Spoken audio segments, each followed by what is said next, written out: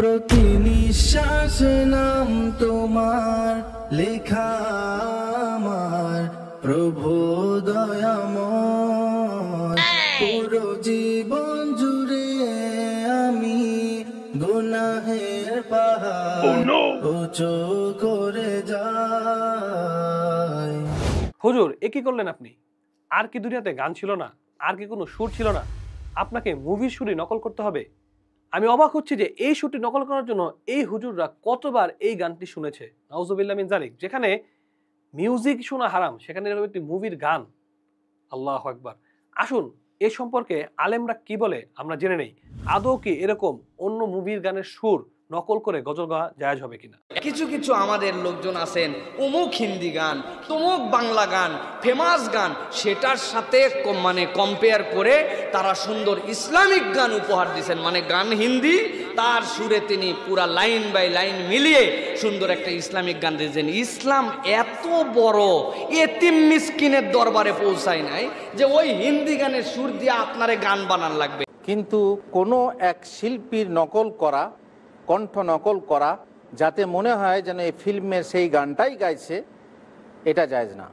কোনো কণ্ঠস্বর নকল করা এটা ঠিক না। আপনি আপনার সুরে গান, কোনো একটা কবিতা নিজের সুরে গান, যেটা ইসলামী গান হয়, আর ইসলামী গান যদিও হয় তার সঙ্গে যদি মহিলার কণ্ঠে হয়, তাহলে মহিলার কণ্ঠে গান শোনা পুরুষের জন্য জায়েজ না। ও তো হিন্দি গানের সুরে গজল গাইলো, তাই না? যে বক্তা গায়, যারা গায় পৃথিবীতে, গোটা পৃথিবীতে, তো হিন্দি গান ও শুনেছে, নাইলে ওকে সুর কে দিল? আল্লাহ। ওই করেছে, ওই করেছে, ওকে বলেন। তাহলে হিন্দি গানের একটা সুর নিয়ে নিলাম আর কিছু আরবি কিছু কথা ঢুকিয়ে দিলাম, তাহলে কি মদের বোতলের সাথে পানি মিশানো হলো না? আলহামদুলিল্লাহ, আমরা আলেমদের নিকট থেকে জানতে পারলাম যে এভাবে গান গাওয়া বা গজল গাওয়া কখনোই জায়েজ নেই।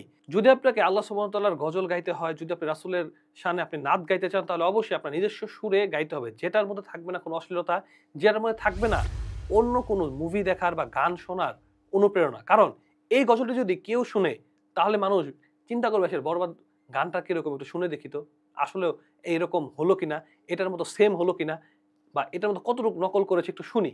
এরকম শুনতে গিয়ে হয়তো আমরা কিন্তু গুনাহগারের ভাগী হয়ে যাব। যেমন আমি কিন্তু বরবাদ ছবির কি গান বা কি গজল আমি জানিই না। উনার এই গজল করার কারণে কিন্তু এই সুরটা আমি বুঝতে পারলাম এবং জানতে পারলাম। তাহলে এখান থেকে আমাদের শিক্ষা নেওয়া উচিত, কোনো কিছু হলে সেটাকে ইসলামিক করতে হবে, হালাল ভার্সন বের করতে হবে, এটা ইসলামে বৈধতা দেয় না। আর দাড়ি টুপি নিয়ে এরকম কাজ করা অবশ্যই ইসলাম নিয়ে হাজি তামাশার শামিল। আসসালামু আলাইকুম রহমতুল্লাহি ওয়া বারাকাতুহু।